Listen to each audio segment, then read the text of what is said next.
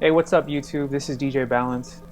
I wanted to go over Supreme order cancellations and returns because I constantly see it on forums and on Reddit that people always have questions on how do they cancel their Supreme order or how do they return their Supreme order.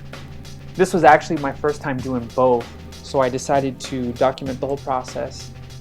I was actually unsuccessful in canceling my order. It was basically too late, so I had to do the return for store credit. But I'll cover both processes. So here's the return policy for Supreme.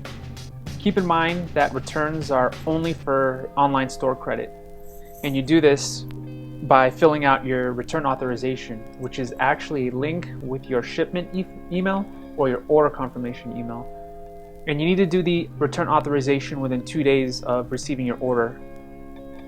Once Supreme approves it, then you've got to return your item within 7 days back to the Supreme warehouse.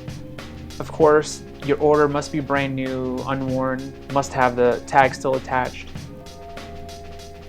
So keep in mind that when they do give you online store credit, that the shipping cost is non-refundable, and that you are responsible for the cost of return shipping back to the Supreme warehouse. An important thing is that there are items that you can't return, and these include t-shirts, hats, skateboards, bags, accessories, shoes, or sale items. So let's say you just placed an order and you change your mind and you want to try canceling it. This is a gamble. It may or may not work. You do this by calling the warehouse. Their phone number is 212-219-0175. They may or may not answer. Obviously, there's no posted hours on when people are there, when they're packing orders.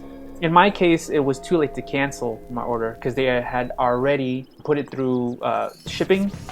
And a few minutes after I hung up with the warehouse, I received my shipment confirmation email. So I had to do the whole return process. So I'll be covering that in depth. To initiate the return with Supreme, in your shipment confirmation email or your order confirmation email, you'll see a return request link at the bottom of the email. I've blacked it out on this screenshot, but you'll see the order number and then a 4-character return request number. When you click on the return request link, this is what will pop up on your screen. It's the return authorization page. From here, you can choose which items from your order that you want to return. If you only want to do a certain few items, or if you want to do all the items on your order, this is where you choose.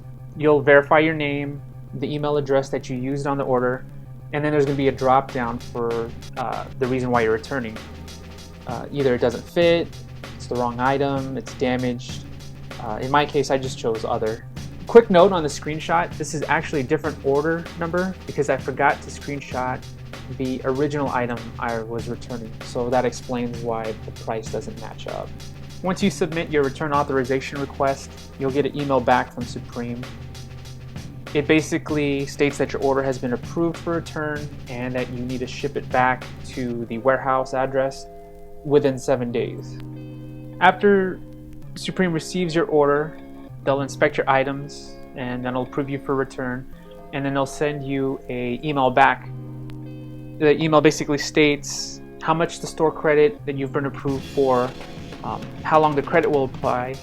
In this case, it was a full year, and it also verifies the email address that your online store credit is tied to. So the next time you're ordering from the Supreme online store, make sure that you use the email address that your store credit was approved for. You'll fill out everything normally on this page, including putting a valid credit card number. This is just in case your store credit doesn't cover the full amount of your order, or if you don't want to use your store credit. Once you click on Submit Order, you'll get a pop-up at the bottom, and basically it states how much you have available in store credits and do you want to use them or not.